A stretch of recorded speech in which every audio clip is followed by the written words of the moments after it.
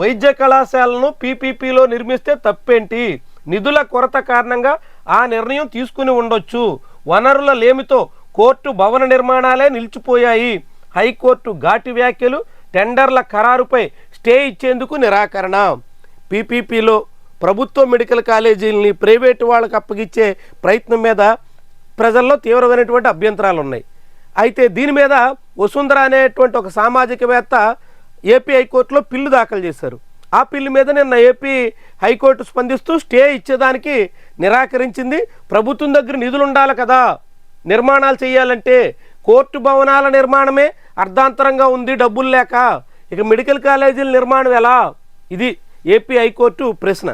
AP high court గురించి ఒక అంశం మీకు ఇక్కడ చెప్పాల్సి ఉంటుంది. 2023లో కొత్తగా ప్రారంభించిన 5 మెడికల్ కాలేజీల్లో జగన్మోహన్ రెడ్డి సెల్ఫ్ ఫైనాన్స్ పేరుతో కొన్ని సీట్లు పేమెంట్ పద్ధతిలో అప్పగించేదానికి పూనుకున్నారు. 2023లో అప్పుడు విజయనగరం, రాజమండ్రి, ఏలూరు, మచిలీపట్నం, నంద్యాల ప్రభుత్వ మెడికల్ కాలేజీల్లో బి-సి కేటగిరీ సీట్లని గవర్నమెంట్ కాలేజీల్లో ప్రవేశపెట్టారు.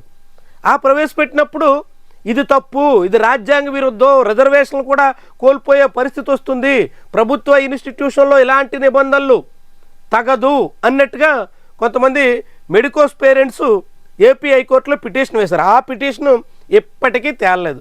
2023 అడ్మిషన్లో నష్టపోతున్నామంటూ విద్యార్థులు హైకోర్టుకి వెళ్తే ఎప్పటి వరకు ఆ పిటిషన్ తేల్చలేదు. ఇదే చీఫ్ జస్టిస్ ధీరజ్ కుమార్ ఠాకూర్ ఆయన బెంచ్ ముందే ఉంది.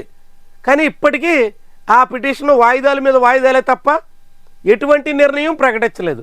ప్రభుత్వ మెడికల్ కాలేజీల్లో సెల్ఫ్ ఫైనాన్స్ సీట్లు ప్రవేశపెట్టడమే నేరం అంటూ కోర్టుకు వెళ్తే ఆ కేసులో తీర్పు చెప్పినటువంటి ఏపీ హైకోర్టు ఇప్పుడు పీపీపీకి వ్యతిరేకంగా తీర్పిస్తుందా? వ్యతిరేకంగా మాట్లాడుతుందా? అది ఎంత అత్యాశ అవుతుంది.